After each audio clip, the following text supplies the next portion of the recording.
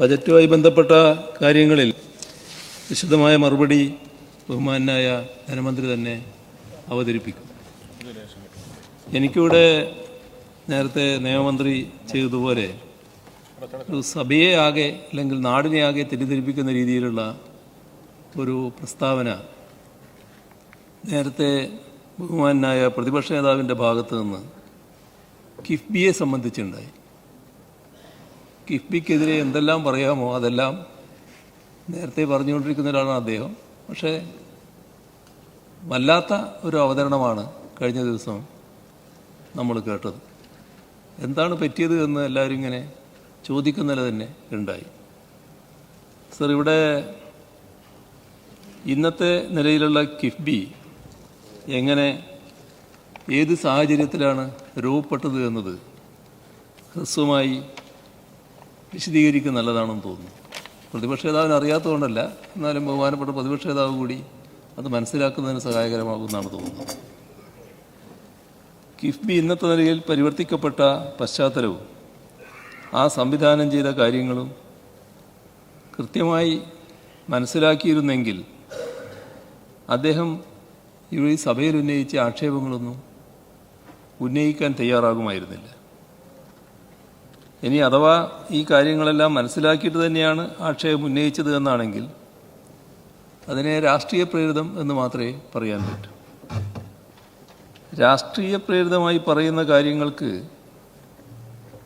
വസ്തുതകളുമായി ബന്ധമുണ്ടാകണമെന്നില്ലേ? അങ്ങനെ ഒരു പുതിയ രീതി വന്നുകൊണ്ടിരിക്കുന്നുണ്ട്. ആ ബന്ധമില്ലായ്മയാണ് പ്രതിപക്ഷ നേതാവിൻ്റെ വാദങ്ങളുടെ ദൗർബല്യത്തിന് അടിസ്ഥാനം. സർ, 1999 കിഫ്ബി ആക്ട് ഭേദഗതി ചെയ്യാനുണ്ടായ സാഹചര്യം സാമ്പത്തിക മരവിപ്പ്, വികസന മുരടിപ്പ്, അടിസ്ഥാന വികസന മേഖലയിൽ നിശ്ചലത, സാമ്പത്തിക വളർച്ചയിലെ മാന്ദ്യം, ബജറ്റിന് പുറമേയുള്ള വിഭവ സമാഹരണം, ഇതൊക്കെ ഒരു അസാധ്യമായ നില. ഈ രംഗങ്ങളിലൊന്നും കിഫ്ബിക്കൊന്നും ചെയ്യാനില്ലാത്ത അവസ്ഥയായിരുന്നു അന്ന്. കിഫ്ബി എന്ന് ആരും വലിയ തോതിൽ കേട്ടിട്ടില്ലാത്ത സ്ഥിതിയായിരുന്നു. അതായിരുന്നു 2016 വരെയുള്ള സ്ഥിതി. ഈ മരവിപ്പിനെ മുറിച്ചു കടക്കാനും ബജറ്റിൻ്റെ പരിമിതിക്കപ്പുറത്ത് വിഭവ സമാഹരണവും അടിസ്ഥാന സൗകര്യ വികസനത്തിനായുള്ള വിനിയോഗവും ഉറപ്പാക്കാനും അടിയന്തരമായി ചിലത് ചെയ്തേ മതിയാവൂ എന്ന നില വന്നു. ആ യാഥാർത്ഥ്യം മനസ്സിലാക്കി ഭാവനാപൂർണവും പ്രായോഗികവുമായി LDF സർക്കാർ നടത്തിയ ഇടപെടലായിരുന്നു 1999 കേരള അടിസ്ഥാന സൗകര്യ നിക്ഷേപ നിധി നിയമം ഭേദഗതി ചെയ്യൽ. സർ, അങ്ങനെയാണ് കിഫ്ബി വഴിയുള്ള അടിസ്ഥാന സൗകര്യ വികസന പദ്ധതികൾ പ്രഖ്യാപിച്ചത്. എല്ലാവർക്കും അറിയാവുന്നതാണ്. 5 വർഷം കൊണ്ട് 50,000 കോടി രൂപയുടെ വികസന പ്രവർത്തനങ്ങളാണ് അതുവഴി ഉദ്ദേശിച്ചത്. അത് പ്രതീക്ഷകളെയും ലക്ഷ്യങ്ങളെയും കടന്ന് ഈ കഴിഞ്ഞ 8.5 വർഷം കൊണ്ട് 87,521 കോടി 36 ലക്ഷം രൂപയുടെ 1147 പദ്ധതികളുടെ വിജയകരമായ നിർവഹണത്തിലേക്ക് ഉയർന്നിരിക്കുകയാണ്. ഇതൊക്കെ അറിയപ്പെടുന്ന വസ്തുതകളാണല്ലോ. ഇത് കേരളത്തിൽ ഒന്നും ശരിയാവില്ല എന്ന് വാദിച്ചവരെയും വിഭവങ്ങളുടെ അഭാവത്തിൽ ആകെ മുരടിക്കുന്ന അവസ്ഥയിൽ കേരളം അടിഞ്ഞു കിടന്നുകൊള്ളും എന്ന് പ്രതീക്ഷിച്ചിരുന്നവരെയും ഒട്ടൊന്നുമല്ല പരിഭ്രമിപ്പിച്ചത്. വഴിയില്ലാത്തടത്ത് വഴി വെട്ടുകയായിരുന്നു, മരവിപ്പിനെ മുറിച്ചു കടക്കുകയായിരുന്നു. അതാണ് LDF സർക്കാർ ചെയ്തത്. 25 or 50 വർഷം കാത്തിരുന്നാൽ മാത്രം ഒരുപക്ഷെ നടന്നേക്കാവുന്ന കാര്യങ്ങൾ, അത്യന്താപേക്ഷിതമായ അടിസ്ഥാന സൗകര്യ വികസന കാര്യങ്ങൾ, ഇവ ഒട്ടും കാത്തിരിക്കാതെ ഇപ്പോൾ തന്നെ ചെയ്യുക. അതും ഭാവി വരുമാനത്തെ സെക്യൂരിറ്റൈസ് ചെയ്തുകൊണ്ട് വിദൂര ഭാവിയിലേത് സമീപഭാവിയിലേക്ക് അടുപ്പിക്കുക. ഭാവി പദ്ധതികളെ വർത്തമാനകാലത്ത് നടപ്പാക്കുക. ഇതാണ് ഉണ്ടാവുന്നത്. വരുമാനത്തിൻ്റെ ചെറിയൊരു പങ്ക് വർഷം തോറും കിഫ്ബിക്ക് സർക്കാർ വിഹിതമായി നൽകിക്കൊണ്ടും കിഫ്ബി തനതായി വിഭവസമാഹരണം നടത്തിക്കൊണ്ടും പശ്ചാത്തല സൗകര്യ വികസനം ഉടനടി സാധ്യമാക്കുക എന്ന ലക്ഷ്യമാണ് നമ്മൾ കൈവരിച്ചത്. കിഫ്ബിയെ പുനരുജ്ജീവിപ്പിച്ചതിലൂടെ പ്ലാൻ ഫണ്ടിന് പുറമേയുള്ള അധിക വിഭവസമാഹരണവും അതിലൂന്നിയുള്ള വികസന പ്രവർത്തനങ്ങളുമാണ് സംസ്ഥാനത്ത് നടന്നത്. കിഫ്ബിയുമായി ബന്ധപ്പെട്ട് കഴിഞ്ഞ ദിവസം ബഹുമാനപ്പെട്ട പ്രതിപക്ഷ നേതാവ് പറഞ്ഞ കാര്യങ്ങളിൽ കിഫ്ബിയുടെ പണം എന്നത് നിങ്ങളുടെ ആരുടെയും തറവാട്ട് സ്വത്ത് വിറ്റ് ബാങ്കിലിട്ടിരിക്കുന്ന പണമല്ല എന്നായിരുന്നു വാചകങ്ങളിൽ ഒന്ന്. സർ, തറവാടും സ്വത്തുമൊക്കെയായി അദ്ദേഹം ഇപ്പോഴും കാര്യങ്ങളെ അങ്ങേയറ്റം യാഥാസ്ഥികമായി കാണുന്നുവെന്നാണ് ഇത് കാണിക്കുന്നത്. എന്നാൽ കിഫ്ബി എന്നത് സംസ്ഥാനത്തിൻ്റെ ചരിത്രത്തിലെ ഒരു നൂതനവും ധീരവുമായ കാൽവെപ്പാണ്. വികസനത്തിൻ്റെ ബദൽ മാതൃകയാണ്. അതിൻ്റെ നേട്ടങ്ങൾ അദ്ദേഹത്തെ ചൊടിപ്പിക്കുന്നതിൽ അസ്വാഭാവികതയൊന്നുമില്ല. യാഥാസ്ഥിക കാഴ്ചപ്പാടുകളുമായി നിൽക്കുന്ന അദ്ദേഹത്തിന് ഇത് ഉൾക്കൊള്ളാൻ കഴിയാതെ പോകുന്നതിൽ അത്ഭുതവുമില്ല. സർ, പ്ലാൻ ഫണ്ടിൽ കുറവ് വരുത്തുന്നു എന്നതാണ് പ്രതിപക്ഷ നേതാവിൻ്റെ ഒരു ആക്ഷേപം. ഇവിടെ കുറച്ച് പഴയ കണക്കുകൾ കൂടി നോക്കാം. ബജറ്റ് രേഖകൾ പരിശോധിച്ചാൽ മനസ്സിലാകുന്ന ഒരു കാര്യമുണ്ട്. ഉമ്മൻചാണ്ടി സർക്കാരിൻ്റെ അവസാന 3 വർഷത്തെ ആകെ മൂലധന ചെലവ് 16,049 കോടി രൂപയായിരുന്നു. എന്നാൽ കഴിഞ്ഞ 3 വർഷത്തിലെ കിഫ്ബിയിലൂടെ മാത്രമുള്ള മൂലധന ചെലവ് ഇതിലധികമാണ്. 17,857 കോടി രൂപയാണ് ബജറ്റിന് പുറമെ കഴിഞ്ഞ 3 വർഷത്തിൽ കിഫ്ബിയിലൂടെ മാത്രം വികസന പ്രവർത്തനങ്ങൾക്ക് ചെലവാക്കിയത്. ഈ LDF സർക്കാരിൻ്റെ കഴിഞ്ഞ 3 വർഷത്തിലെ മൂലധന ചെലവ് മാത്രം എടുക്കുക, അത് 41,773 കോടി രൂപയാണ്. ഇത് ഉമ്മൻചാണ്ടി സർക്കാരിൻ്റെ കാലത്തിനേക്കാൾ 2.6 മടങ്ങാണ് എന്നതാണ് വസ്തുത.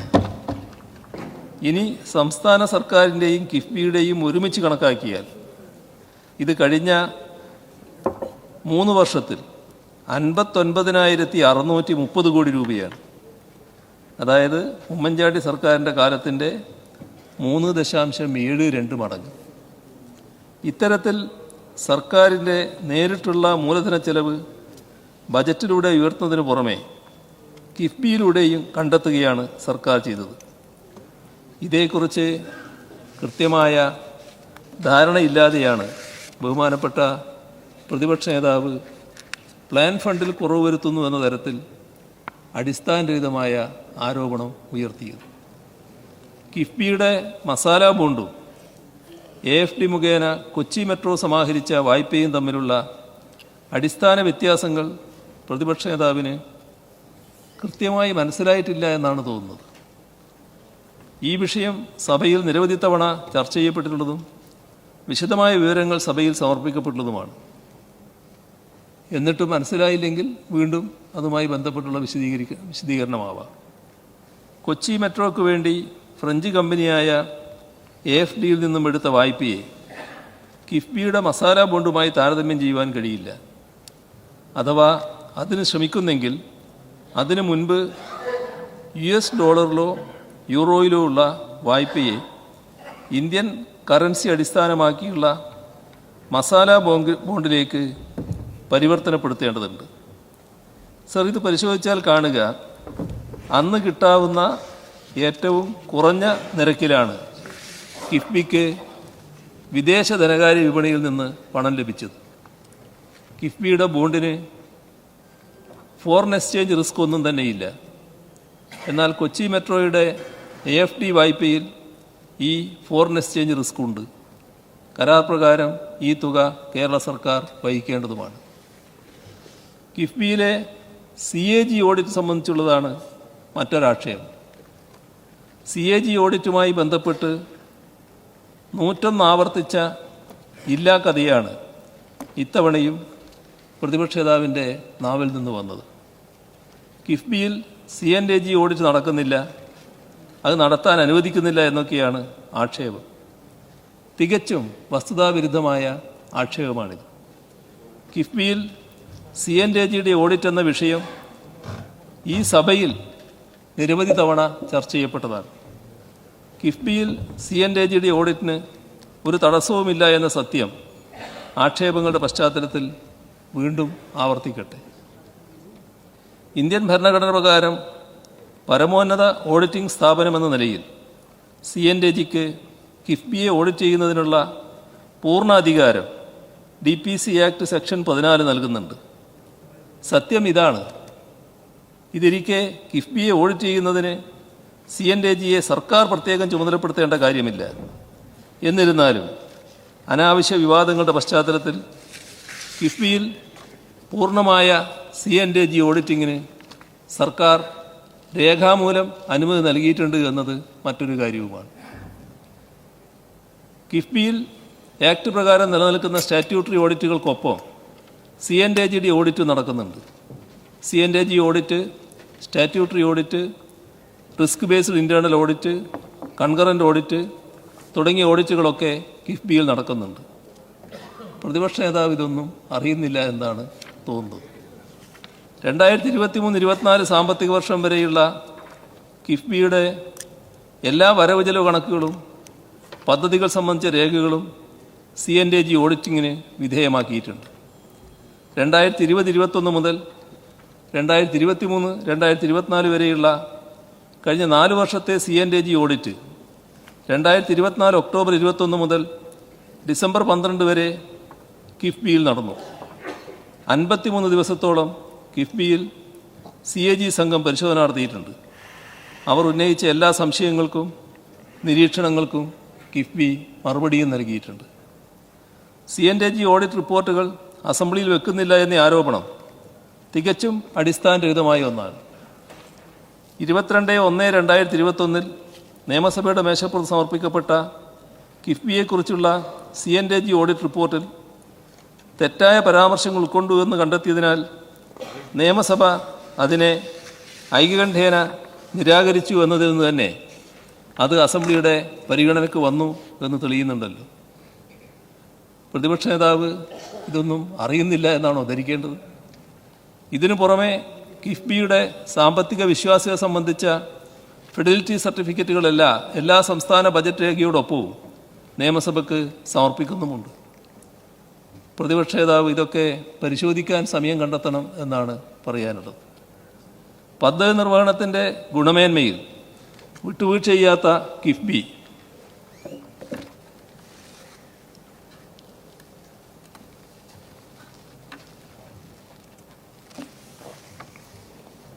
ഒരു പദ്ധതിയുടെ അംഗീകാരത്തിന് മുൻപും അതിനുശേഷവും പദ്ധതിയുടെ നിർവഹണ സമയത്തും അതിൻ്റെ ഗുണനിലവാരം ഉറപ്പുവരുന്നതിൽ ശ്രദ്ധ ചെലുത്തുന്നുണ്ട്.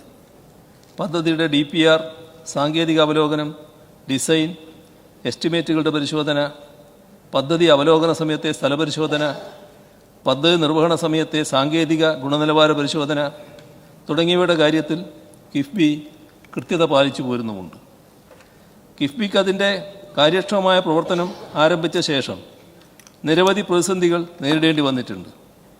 2018 അതിനുശേഷവും ഉണ്ടായിട്ടുള്ള പ്രളയം, ലോകത്തെ മുഴുവൻ നിശ്ചലമാക്കിയ 2020 കോവിഡ് മഹാമാരി, ഇതെല്ലാം കാരണം എല്ലാ മേഖലകളും സ്തംഭിപ്പിക്കപ്പെട്ടത് കിഫ്ബി പദ്ധതികൾ സമയബന്ധിതമായി പ്രാവർത്തികമാക്കുന്നതിന് ഒരു പരിധിവരെ വിഘാതം സൃഷ്ടിച്ചിട്ടുണ്ട്.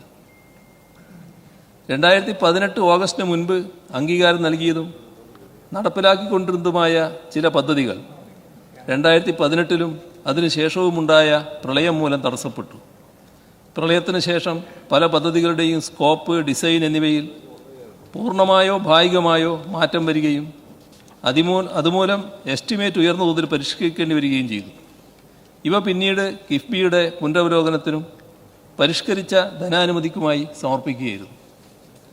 അവയിൽ ചില പദ്ധതികളുടെയെങ്കിലും മുൻപ് നിശ്ചയിച്ചിരുന്ന സ്ഥലം പ്രളയം ബാധിച്ചത് കാരണം മാറ്റേണ്ടി വന്നിട്ടുണ്ട്.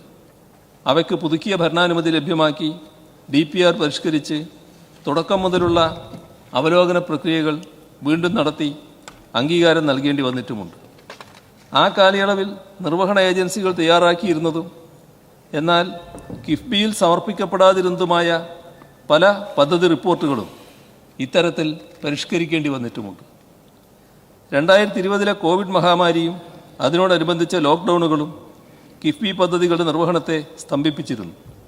കോവിഡ് മൂലം നിർമ്മാണ വസ്തുക്കളുടെയും മാനവ വിഭവശേഷിയുടെയും ക്ഷാമമുണ്ടായി.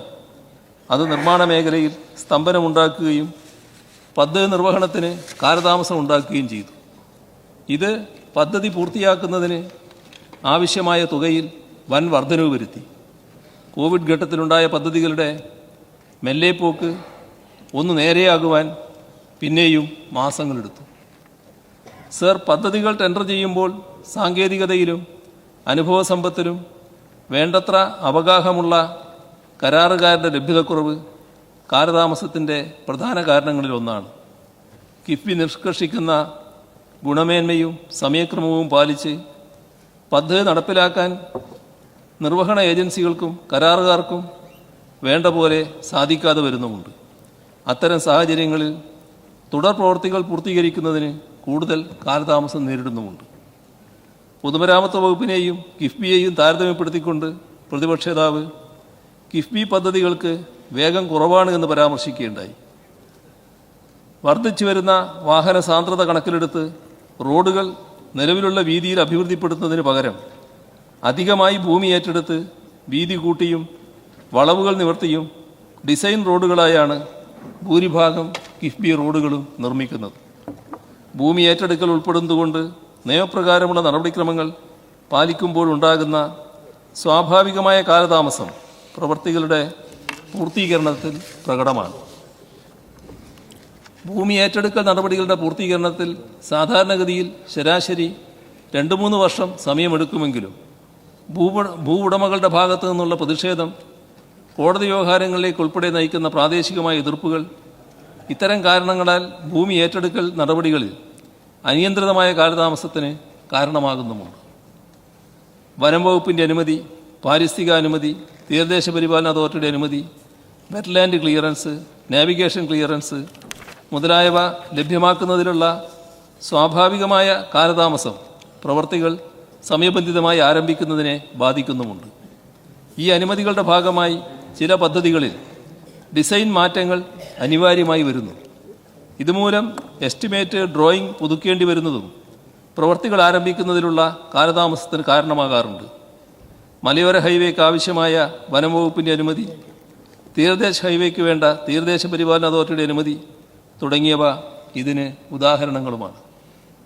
റോഡുകൾ വീതി കൂട്ടി നിർമ്മിക്കേണ്ടതിനാലും ഭാവിയിൽ പൈപ്പ് ലൈനുകൾക്കുണ്ടാകുന്ന കേടുപാടുകൾ മൂലം പ്രവൃത്തി നിർവഹിച്ച റോഡുകൾ വെട്ടിപ്പൊളിക്കേണ്ട സാഹചര്യം ഒഴിവാക്കേണ്ടതിനാലും നിലവിലുള്ള KSEB, water authority, Jalanidhi, BSNL മുതലായ യൂട്ടിലിറ്റികൾ ഏറ്റെടുക്കുന്ന ഭൂമിയുടെ അതിരിലേക്ക് മാറ്റി സ്ഥാപിച്ചതിന് ശേഷമാണ് ഭൂരിഭാഗം കിഫ്ബി പ്രവൃത്തികളും ആരംഭിക്കുന്നത്. ഇതുവഴി കാലഹരണപ്പെട്ട യൂട്ടിലിറ്റി ലൈനുകൾക്ക് പകരം സാങ്കേതിക മികവോടുകൂടിയതും കാര്യക്ഷമതയേറിയതുമായ യൂട്ടിലിറ്റി ലൈനുകൾ പുനഃസ്ഥാപിക്കപ്പെടുമെങ്കിലും ഇത്തരം പ്രവൃത്തികളിൽ ഉണ്ടാകുന്ന കാലതാമസം നിർമ്മാണ പ്രക്രിയയുടെ സമയക്രമത്തെ ബാധിക്കുന്നുണ്ട്. ഇത്തരത്തിൽ ഗുണമേന്മയുടെ സുസ്ഥിരമായ വികസന പദ്ധതികൾ ആവിഷ്കരിച്ച് നടപ്പിലാക്കുമ്പോൾ നേരിടേണ്ടി വരുന്ന സ്വാഭാവികമായ സമയദൈർഘ്യത്തെയാണ് കാലതാമസമെന്നും പദ്ധതികളുടെ ഇഴഞ്ഞുപോക്കെന്നും ഇവിടെ വിമർശിച്ചത്. റെയിൽവേ മേൽപ്പാലങ്ങളുടെ കാര്യം.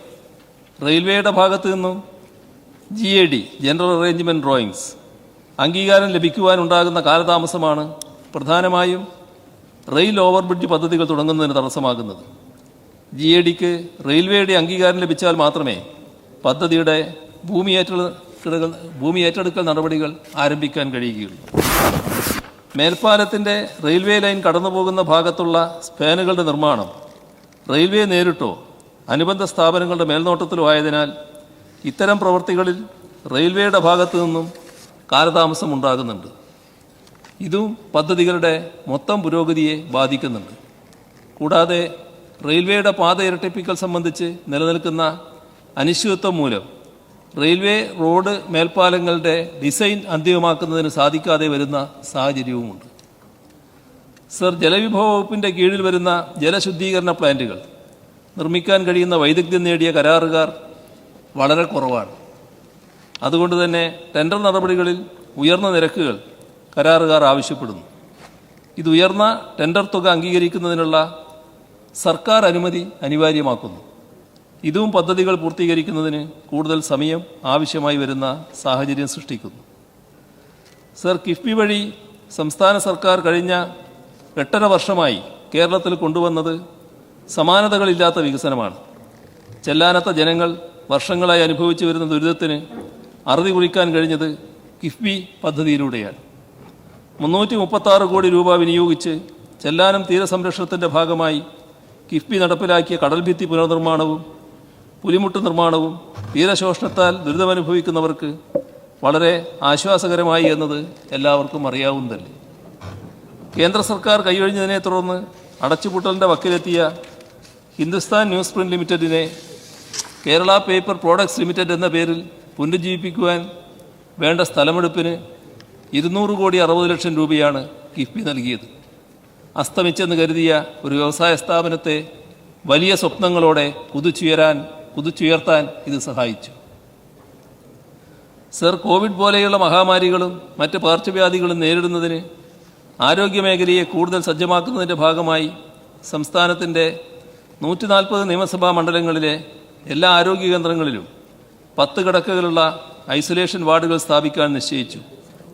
ഇതിനോടകം 90 ഐസൊലേഷൻ വാർഡുകൾക്ക് കിഫ്ബി അംഗീകാരം നൽകി. അതിൽ 50 എണ്ണം പൂർത്തീകരിക്കാനുമായി. 236 കോടി 30 ലക്ഷം രൂപയുടെ ധനാനുമതിയാണ് ഐസൊലേഷൻ വാർഡ് പദ്ധതിക്കായി കിഫ്ബി നൽകിയിട്ടുള്ളത്. സംസ്ഥാനത്തിൻ്റെ IT മേഖലയിലും കിഫ്ബി ധനസഹായം നൽകുന്നുണ്ട്. 1652 കോടി രൂപയാണ് ഈ മേഖലയിൽ കിഫ്ബി നൽകിയിട്ടുള്ള ഫണ്ട്. ടെക്നോ സിറ്റിയിലെ 2 ലക്ഷം സ്ക്വയർ ഫീറ്റ് കെട്ടിടം പൂർത്തീകരിച്ചു. പുത്തൻ സംരംഭകർക്കും സ്റ്റാർട്ടപ്പുകൾക്കും പ്രയോജനകരമാകുന്ന കൊച്ചി ഇന്നവേഷൻ സോൺ കെട്ടിടം പൂർത്തീകരണത്തിൻ്റെ അന്തിമഘട്ടത്തിലുമാണ്. ഇൻ്റർനെറ്റ് ലഭ്യത ഇന്നൊരു ആഡംബരമല്ല, മറിച്ച് ഈ കാലഘട്ടത്തിൻ്റെ ഒരാവശ്യകതയാണ്. അതുകൊണ്ടാണ് ഇൻ്റർനെറ്റ് ആക്സസിനെ പൗരാവകാശമായി കേരളം പ്രഖ്യാപിച്ചത്. Kerala fibre optic network KFON വഴി സംസ്ഥാനത്തെ എല്ലാ വീടുകളിലും ഓഫീസുകളിലും അതിവേഗ ഇൻ്റർനെറ്റ് ലഭ്യമാണെന്ന് ഉറപ്പുവരുത്തി ഡിജിറ്റൽ കണക്ടിവിറ്റിയെക്കുറിച്ചുള്ള സങ്കല്പത്തെ തന്നെ കേരളം തിരുത്തി എഴുതുകയാണ്. സർ, വെറും 10 മാസത്തിനുള്ളിൽ 70,000-ഓളം കണക്ഷനുകൾ സ്ഥാപിച്ചുകൊണ്ട് KFON വിജയകരമായി മുന്നേറുന്നു. KFON കണക്ടിവിറ്റി 23,000-ലധികം സർക്കാർ ഓഫീസുകളിൽ ലഭ്യമാക്കുകയും അത് സുപ്രധാന പൊതുസേവനങ്ങൾ ഓരോ പൗരനും ഒരു ക്ലിക്ക് മാത്രം അകലെയാണെന്ന് ഉറപ്പാക്കുകയും ചെയ്യുന്നു. കോട്ടൂർ, അട്ടപ്പാടി പോലെയുള്ള വിദൂര ആദിവാസി മേഖലകളിൽ ഡിജിറ്റൽ വിഭജനം നിലനിന്നിരുന്ന വൈഫൈ ആക്സസ് പോയിന്റുകളും ഫൈബർ ഓപ്റ്റിക് കേബിളുകളും ഇൻസ്റ്റാൾ ചെയ്തതും മുൻപ് ലഭ്യമല്ലാത്ത ഓൺലൈൻ വിദ്യാഭ്യാസം, സർക്കാർ സേവനങ്ങൾ, ആരോഗ്യ സംരക്ഷണം, സാമ്പത്തിക അവസരങ്ങൾ എന്നിവ പാർശ്വവൽക്കൃത സമൂഹങ്ങൾക്ക് ലഭ്യമാക്കിയും ഈ വിഭജനത്തെ നാം മറികടക്കുകയാണ്. സർ, സംസ്ഥാനത്തെ പൊതുവിദ്യാലയങ്ങളിൽ Kerala infrastructure and technology for എഡ്യൂക്കേഷൻ്റെ കൈറ്റ് നേതൃത്വത്തിൽ കിഫ്ബി ഫണ്ട് പ്രയോജനപ്പെടുത്തിക്കൊണ്ട് നടപ്പിലാക്കിയ ഹൈടെക് ക്ലാസ് മുറി, ഹൈടെക് ലാബ് പദ്ധതികളിലൂടെ പൊതുവിദ്യാഭ്യാസ രംഗത്ത് കേരളം രാജ്യത്തെ ആദ്യ സമ്പൂർണ്ണ ഡിജിറ്റൽ സംസ്ഥാനം എന്ന നേട്ടം 2020 ഒക്ടോബറിൽ കൈവരിച്ചു. 1 മുതൽ 12 വരെയുള്ള ക്ലാസുകളുള്ള 16,027 സ്കൂളുകളിൽ 3,74,274 ഡിജിറ്റൽ ഉപകരണങ്ങൾ വിതരണം ചെയ്തു. 4,752 സെക്കൻഡറി, ഹയർ സെക്കൻഡറി സ്കൂളുകളിലെ 45,000 ക്ലാസ് മുറികൾ ഹൈടെക് ആക്കി. 11,275 സ്കൂളുകളിൽ ഹൈടെക് ലാബ് പദ്ധതി നടപ്പാക്കി. സ്കൂൾ കെട്ടിടങ്ങളുടെ അടിസ്ഥാന സൗകര്യ വികസനവും ക്ലാസ് റൂമുകളുടെയും ലാബുകളുടെയും ഡിജിറ്റലൈസേഷനും ഒക്കെ തന്നെയും രാജ്യത്തെ മറ്റൊരു സംസ്ഥാനത്തിനും അവകാശപ്പെടാനാവാത്ത വിധം മെച്ചപ്പെടുത്താൻ നമുക്കായി. ഇത് 2025-26 കേന്ദ്ര ബജറ്റിൽ പുതിയൊരു പദ്ധതിയായി അവതരിപ്പിക്കുന്നതേ ഉള്ളൂ എന്നത് സംസ്ഥാനത്തിൻ്റെ ദീർഘവീക്ഷണത്തെ അടയാളപ്പെടുത്തുന്നതുമാണ്. SC/ST വിഭാഗത്തിന് കിഫ്ബി പണം അനുവദിക്കുന്നില്ല എന്ന ആരോപണം അടിസ്ഥാനരഹിതമാണ്. കിഫ്ബി പദ്ധതികൾ കേരളത്തിലെ എല്ലാ ജനവിഭാഗത്തിൻ്റെയും ക്ഷേമം മുൻനിർത്തിയുള്ളതാണ്. SC/ST വകുപ്പിൻ്റെ കീഴിൽ കിഫ്ബി 152 കോടി 23 ലക്ഷം രൂപയുടെ അടിസ്ഥാന സൗകര്യ വികസന പദ്ധതികൾക്ക് അനുമതി നൽകി. അതിൽ 80 കോടി രൂപ ഇതുവരെ ചെലവഴിച്ചു. 55% പ്രവൃത്തികൾ പൂർത്തീകരിച്ചു. ഇത് അടിസ്ഥാന സൗകര്യ വികസനത്തിന് മാത്രം അനുവദിച്ചിട്ടുള്ളതാണ്. ഇതിനു പുറമെയാണ് സംസ്ഥാന സർക്കാർ പ്ലാൻ ഫണ്ടിൽ തുക വകയിരുത്തുന്നത്. അതിനാൽ കിഫ്ബി ഫണ്ടും പ്ലാൻ ഫണ്ടും തമ്മിൽ താരതമ്യം ചെയ്തുകൊണ്ട് പ്രതിപക്ഷം ഉന്നയിക്കുന്ന ആരോപണങ്ങൾ വസ്തുതാവിരുദ്ധമാണ്. സർ, പിൻവാതിൽ നിയമനം എന്താണ് മറ്റൊരാരോപണം. കിഫ്ബിയിൽ സർവീസിൽ നിന്നും വിരമിച്ച 14 ജീവനക്കാർ ജോലി ചെയ്യുന്നുണ്ട്. കിഫ്ബിയിൽ ആകെ 180 ജീവനക്കാരാണ് ജോലി ചെയ്യുന്നത്. അതായത് 7% വിരമിച്ച ജീവനക്കാർ മാത്രമാണ് കിഫ്ബിയിൽ ജോലി ചെയ്യുന്നത്. കിൻഫ്ര അമ്പലമുകളിൽ സ്ഥാപിക്കുന്ന നിർദ്ദിഷ്ട പെട്രോ കെമിക്കൽ പാർക്കിൻ്റെ സ്ഥലമേറ്റെടുപ്പിനായി കിഫ്ബി 977 കോടി 46 ലക്ഷം രൂപ നൽകിയിട്ടുണ്ട്. അതിൽ നിന്ന് റവന്യൂ ആയി ഇതിനോടകം 540 കോടി 22 ലക്ഷം രൂപ കിഫ്ബിക്ക് തിരികെ ലഭിച്ചിട്ടുമുണ്ട്. 2016 കിഫ്ബി ഭേദഗതി പ്രകാരം പെട്രോളിയം ഇന്ധനങ്ങൾക്ക് മേലുള്ള 1% സെസ്സും 10% വീതം വാർഷിക വർധന വരുത്തി 5-ാം വർഷം മുതൽ ഏർപ്പെടുത്തുന്ന 50% മോട്ടോർ വാഹന നികുതിയുമാണ് കിഫ്ബിയുടെ വരുമാന സ്രോതസ്. ഈ സ്രോതസ്സിനെ സെക്യൂരിറ്റൈസ് ചെയ്ത് സെബിയും RBIയും അംഗീകരിച്ചിട്ടുള്ള നൂതന ധനസമാഹരണ സംവിധാനങ്ങൾ ഉപയോഗപ്പെടുത്തി വായ്പയെടുത്ത് കേരളത്തിൻ്റെ അടിസ്ഥാന സൗകര്യ മേഖലയിൽ കൂടുതൽ നിക്ഷേപം കൊണ്ടുവരികയാണ് കിഫ്ബിയുടെ ലക്ഷ്യം. ഇത്തരത്തിലുള്ള ധനസമാഹരണം 2022 വരെ സംസ്ഥാനത്തിൻ്റെ വായ്പാ പരിധിയിൽ ഉൾപ്പെടുന്നതായിരുന്നില്ല. ഈ സാഹചര്യത്തിലാണ് മുൻ ധനമന്ത്രി കിഫ്ബി റോഡുകളിൽ നിന്നും പാലങ്ങളിൽ നിന്നും ടോൾ പിരിക്കേണ്ടി വരില്ല എന്ന് അഭിപ്രായപ്പെട്ടത്. കേരള FRA ആക്ടിന് വിരുദ്ധമായി സർക്കാർ അവലംബിച്ച നയവ്യതിയാനത്തിൻ്റെ ഫലമായിട്ടാണ് സംസ്ഥാനത്തിൻ്റെ ലെജിറ്റിമേറ്റ് എക്സ്പെക്റ്റേഷന് വിരുദ്ധമായി 2022 കിഫ്ബിയെയും സമാന സ്ഥാപനങ്ങളെയും സംസ്ഥാനത്തിൻ്റെ കടമെടുപ്പ് പരിധിയിൽ ഉൾപ്പെടുത്തിയത്. ഇതുമൂലം 2022 സാമ്പത്തിക വർഷം സംസ്ഥാനത്തിന് 15,895 കോടി 50 ലക്ഷം രൂപയുടെ അധിക വായ്പ എടുക്കലിനുള്ള അവകാശം നഷ്ടപ്പെട്ടു. മൊത്തത്തിൽ 2016 മുതൽ 2023 വരെയുള്ള സാമ്പത്തിക വർഷങ്ങളിൽ സംസ്ഥാനത്തിന് 1,07,513 കോടി 9 ലക്ഷം രൂപയുടെ ചെലവ് നഷ്ടമോ വിഭവ കമ്മിയോ ഉണ്ടായി. സർ, തുടർന്ന് കിഫ്ബി വായ്പ സംസ്ഥാനത്തിൻ്റെ കടമെടുപ്പ് പരിധിയിൽ നിന്നും ഒഴിവാക്കണമെന്ന ആവശ്യം ഉന്നയിച്ച് പ്രധാനമന്ത്രിക്കും കേന്ദ്ര ധനകാര്യമന്ത്രിക്കും മുഖ്യമന്ത്രി എന്ന നിലയിൽ കത്തുകൾ അയച്ചിരുന്നു. എന്നാൽ അനുകൂലമായ നടപടികൾ ഒന്നും തന്നെ കേന്ദ്രത്തിൻ്റെ ഭാഗത്തു നിന്നുണ്ടായില്ല. അത്തരമൊരു സാഹചര്യത്തിലാണ് കേന്ദ്ര സർക്കാരിൻ്റെ സമീപനത്തിനെതിരെ കേരള സർക്കാർ സുപ്രീം കോടതിയിൽ ഭരണഘടനയുടെ അനുച്ഛേദം 131 പ്രകാരം സ്യൂട്ട് ഫയൽ ചെയ്തത്. ആ കേസ് ഇപ്പോൾ ബഹുമാനപ്പെട്ട സുപ്രീം കോടതിയുടെ പരിഗണനയിലാണ്. ആ കേസിൻ്റെ പ്രതിവാദത്തിൽ കേന്ദ്ര സർക്കാർ നിരത്തിയ ന്യായം കിഫ്ബി പദ്ധതികൾ വരുമാനദായകമല്ലെന്നും സമാന സ്ഥിതിയിലുള്ള NHAI തുടങ്ങിയ കേന്ദ്ര സർക്കാർ ഏജൻസികളെല്ലാം വരുമാനം നേടുന്നവയാണെന്നും അതുവഴി തിരിച്ചടവ് സാധ്യമാകുന്നു എന്നുമാണ്. എന്നാൽ ഇത് വസ്തുതാവിരുദ്ധമാണ്. ടോൾ വഴി വരുമാനം കണ്ടെത്തുന്ന NHAI ആകെ തിരിച്ചടവിൻ്റെ വളരെ ചെറിയൊരു ശതമാനം മാത്രമേ ടോൾ വഴി നേടുന്നുള്ളൂ. ബാക്കിയെല്ലാം ഓപ്പൺ മാർക്കറ്റ് കടമെടുപ്പും കേന്ദ്ര സർക്കാർ ഗ്രാൻറ്റുകളുമാണ്. കേരളത്തിൻ്റെ വാദങ്ങളിൽ കടമ്പുണ്ടെന്ന് കണ്ടാണ് സുപ്രീം കോടതി ഈ കേസിനെ ഭരണഘടനാ ബെഞ്ചിന് വിട്ടത്.